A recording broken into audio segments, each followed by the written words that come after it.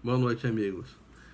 É bom revê-los, né? Dessa forma moderna, que é um virtual real, né? Afinal, estamos nos acostumando a uma relação, eu diria assim, espiritual, né? Não estamos em corpos físicos um perto dos outros, mas estamos nas nossas essências nos relacionando. Hoje vamos falar um pouquinho sobre transe mediúnico. O transe, num sentido geral, ele pode ter origem, né, farmacológica, pode ser um transe a partir de drogas. E, no nosso caso, nós estamos estudando o transe na visão mediúnica, que é um aprendizado que tanto Allan Kardec recebeu, quanto André Luiz nos esclarece bastante na sua obra, né? E enriqueceu muito a percepção e aos níveis de expressão do transe a partir do fato de existirem comunicações ditas conscientes, outras semiconscientes, outras inconscientes.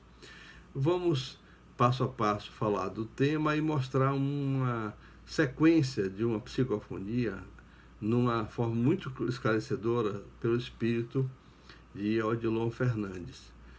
Então, chegaremos lá logo mais.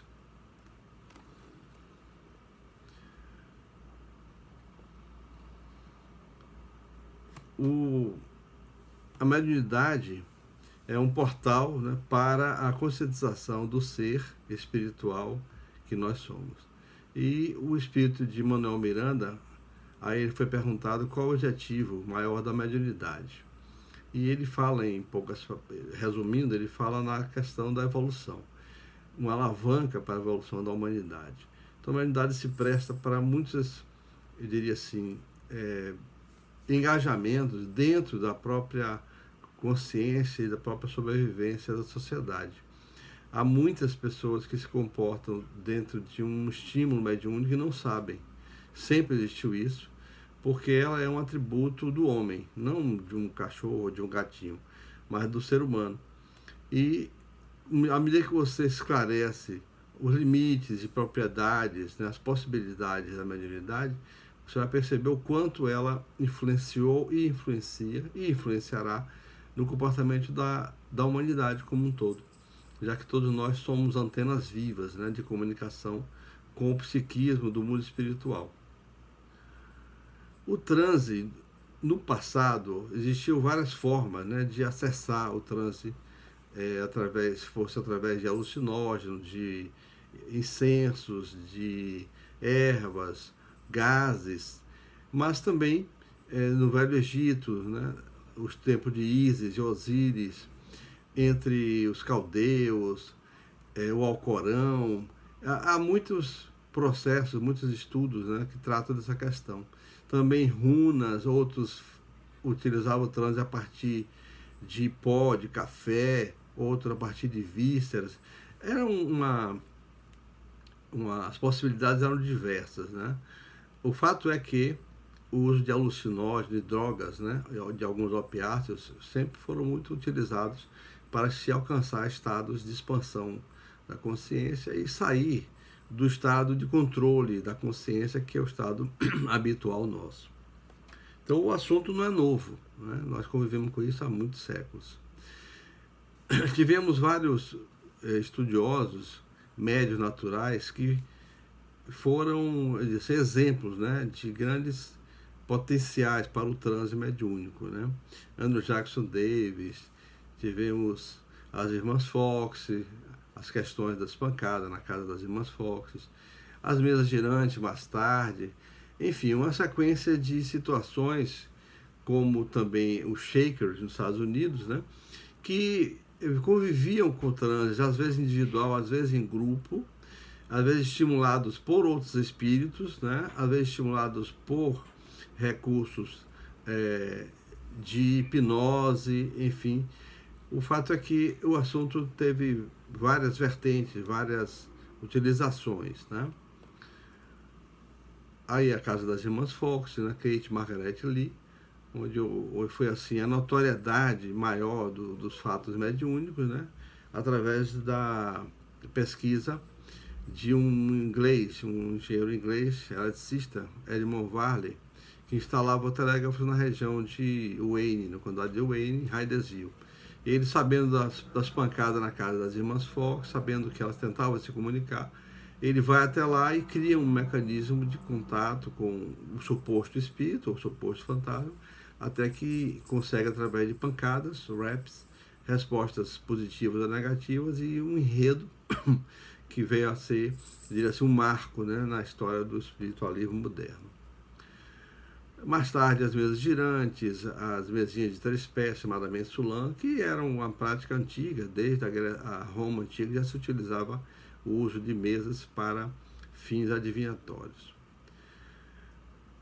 O Kardec recebe dos espíritos a informação de que existe 2 grandes grupos de fenômenos, o fenômeno de efeitos físicos e de efeitos inteligentes, e esses seriam fenômenos mediúnicos, e o médium, palavra neutra, né? O médium ou a médium, sendo o indivíduo que intercambia com o mundo espiritual. Todos nós somos médios potencialmente. De uma forma objetiva, nem todos exteriorizam, mas potencialmente nós temos a capacidade da comunicação psíquica entre nós e o mundo dos espíritos. Vários estudiosos aí do transe e da mediunidade, né? No século XIX, início do século XX, temos aí Ernesto Bolzano, italiano, temos Oliver Lodge, temos César Lombroso, o pai da antropologia criminal, Myers. Foram vários grandes estudiosos, né, que dedicaram anos, às vezes décadas de suas vidas, e emprestaram seu nome, seu respeito, né, na academia para validar as comunicações dos espíritos. O transe pode ter sido interpretado em alguns momentos como fraude. Muitos encaravam que era uma forma de tirar proveito. Outros encaravam como doenças mentais, psicoses, histerias. Outros como uma mente inconsciente, uma personificação. Outros como percepção extrasensorial, telepatia, percepção extrasensorial, mente não local, não material, ligado ao cérebro do médium. De modo geral, havia uma tentativa de contestar a existência de espíritos, influenciando no transe mediúnico. A tentativa dos estudiosos era de ficar por conta de processos psíquicos do próprio indivíduo. Mas a evidência forte dos fenômenos mediúnicos, particularmente dos fenômenos de efeitos físicos, esclareceram muito de que eram influências exteriores, né? Os efeitos físicos podiam produzir a transfiguração de um médium com aparência diferente da original dele, podia materializar um espírito ao lado que já desencarnou há 30, 50 anos. Isso era muito forte para que se dissesse que era um processo autônomo do médium. Mais tarde, Pierre Janet, Freud, né, eles viam como dissociação. William James era um psicólogo, ele muito aberto para o aspecto mediúnico, ele dizia que a psicologia estaria incompleta sem o estudo da mediunidade. Aqui são alguns dos autores que tratam do aspecto do transe, particularmente o Janet, aceitando o processo mediúnico, né, por ter inclusive tido vivências e experiências com médiuns, como Eleonora Piper e outros. Na psicografia, é um dos processos de efeitos inteligentes, né? Ela pode ser mecânica e intuitiva. Na mecânica, o espírito influenciador, ele utiliza estruturas psíquicas e cerebrais do médium que faz com que o médium ceda o corpo, o braço, para o mecanismo impulsionado pelo espírito, sem que o médium contraponha algo nesse sentido. As ideias são do espírito, a caligrafia é do espírito. O semi-mecânico, o médium tem uma consciência de que tem um movimento utilizando o braço dele e ele tem lampejos do conteúdo intelectual da mensagem. E na intuitiva ele capta as ideias do espírito e transcreve com a letra dele, né? O mais comum é o processo intuitivo, né? Sendo que, entretanto, o processo mecânico ele deixa muito mais original o conteúdo da informação, porque sofre menos influência do psiquismo do médium e do conteúdo psíquico do médium. No caso da psicofonia, algo semelhante, ele também tem o processo consciente, semiconsciente e inconsciente, né? Há um envolvimento do perispírito, da alma do perispírito do comunicante com o médium, né? Quanto mais tenham vivências do passado, enfim, quanto mais intimidade existir, mais fácil a comunicação. Quanto mais estudo, mais abrangente o conteúdo, né? Não quer dizer que o médium sem estudo não possa comunicar um conteúdo bom, mas mais estudo, mais conteúdo, melhor compreensão, mais abrangência. Moralidade, o médium moralizado, o médium mais ético, ele com certeza mais facilmente atrai espíritos com a compatibilidade ética e moral do que, por exemplo, um médium que tenha a fluidez do mecanismo, mas que circule na mente dele pensamentos, ideações nocivas ou perturbadoras, né? A questão da qualidade da comunicação é que muda. Aqui vamos fazer uma leitura, talvez um pouco desgastante, mas eu vou acelerar um pouquinho por causa do tempo. É o processo da comunicação. Isso é uma mensagem longa do espírito Viana de Carvalho, através do médium Divaldo Franco. É importante a leitura porque ele trata passo a passo das nuances do processo. Então ele começa dizendo que a mediunidade funciona como refletor das imagens da vida espiritual. Quanto melhor as condições do aparelho, tanto mais fiéis as impressões transmitidas. O aparelho, no caso, é o médium. O oposto igualmente ocorre, proporcionando distorções e incorreções correspondentes. A fonte emissora, espírito, projeta as vibrações com limpidez que o médium capta e, conforme as suas capacidades moral, cultural e emocional, são 3 fatores, moral, cultural e emocional, o médium traduz. O pensamento do comunicante é captado pelo médium através da lei de afinidade fluídica e passa por estágios diferentes.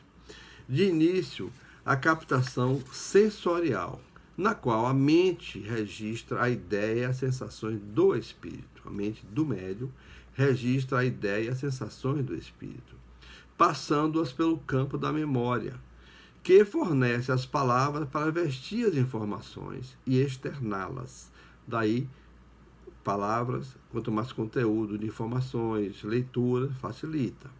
Em seguida, o estágio mnésico, em que ao médium cumpre entender, em estado ou não de consciência, de lucidez espiritual, o sentido da ideia captada, a fim de transmitir, na fase intelectual, com o seu ou o vocabulário do agente desencarnado, escrevendo, se for psicografia, com a clareza e fidelidade necessárias.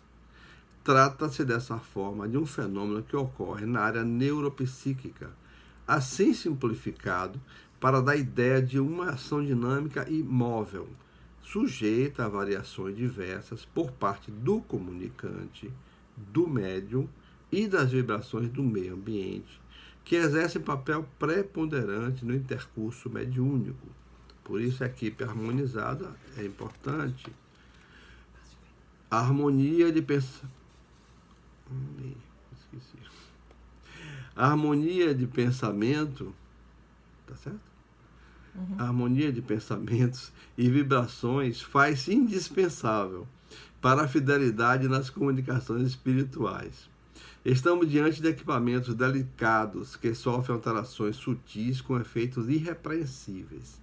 Nas divinas leis, facilidade é a etapa final de uma laboriosa engrenagem, adrede acionada para acontecer no momento azado. As comunicações espirituais não são uma ocorrência fácil, como pode parecer ao observador descuidado, exceto nos casos obsessivos, em razão da predominância da mente perturbadora sobre a mente vencida, por efeito de sintonia natural e kármica entre os afins. Os fenômenos mediúnicos, qual ocorre com os demais, são regidos por leis severas que se não submetem aos caprichos ou às circunstâncias vigentes nos lugares onde se deseja obtê-los. À equipe mediúnica e ao instrumento cabem responsabilidades que devem ser cumpridas a favor do êxito que se pretenda. Por outro lado, a organização neuropsíquica do médium aciona amplos equipamentos que se devem ajustar, produzindo uma aura de harmonia como efeito de vários fatores, assim favorecendo ao desencarnado os recursos para equilibrar a comunicação. A glândula pineal, por exemplo, que responde pelos mecanismos da meditação e da reflexão, do pensamento e do discernimento, é altamente responsável pelas comunicações mediúnicas, em se considerando a sua função nos mais diferentes fenômenos psíquicos. Assim, pois, todo um contingente de recursos e valores se somam para que os fenômenos mediúnicos na Terra tenham lugar com elevação e critério a benefício dos espíritos e dos homens. Só para finalizar, mostrar aqui o nível de transe. No caso do transe consciente, essa imagem mostra uma espécie de centração, né, entre a aura em volta do corpo do médium, havendo uma centração e uma conscientização completa do transe. O médium lembra posteriormente tudo que se passou, o palavreado, as emoções, etc. Quanto mais amigo do espírito, afinado pelo passado, mais íntimo no sentido psíquico, mais fácil de ser uma unidade consciente. Cerca de 98% das comunicações são conscientes. Semiconsciente já há um certo afastamento do perispírito do médium em relação ao corpo. Ele já não vai se lembrar completamente da mensagem, dos conteúdos, né? Isso vai depender das relações psíquicas dele com o espírito. E no caso do inconsciente, o médium realmente não registra conscientemente os fatos. É como se o córtex cerebral dele não registrasse nenhum estímulo daquilo que foi falado pelos espíritos, e isso deixa o espírito mais à vontade. Claro, o percentual de médium inconsciente é muito baixo, embora, novamente, assim como na psicografia mecânica, o médium inconsciente da psicofonia tende a dar mensagens mais autênticas, sem interferência do conteúdo dele, e deixando ao espírito a sua expressão mais objetiva, mais ampla. Aí um conteúdo mais sofisticado, até mesmo fora do dia a dia do conhecimento do médium, o espírito consegue passar, já que a interferência anímica do médium se faz muito pouco. Em última análise, entretanto, nos 3 casos, a psicografia ou psicofonia, o médium é responsável, em última análise, pelo equilíbrio, pelo sentido da ética, pelo sentido da harmonia das comunicações. E para isso é a educação mediúnica, para que o médium desenvolva esse equilíbrio, essa consciência, esse controle, sem ser algo rígido e sem ser algo que cerceia a essência das comunicações. Enfim, um médium passivo é aquele que pouco interfere no conteúdo original dos espíritos. E a passividade mediúnica é uma conquista associada com a educação mediúnica. Vou ficar por aqui agradecendo esse nosso encontro rápido e esperando breve estarmos de volta, ou pelo meio virtual, ou pelo meio tete-a-tete, né? Nos vendo no salão. Um abraço para todos.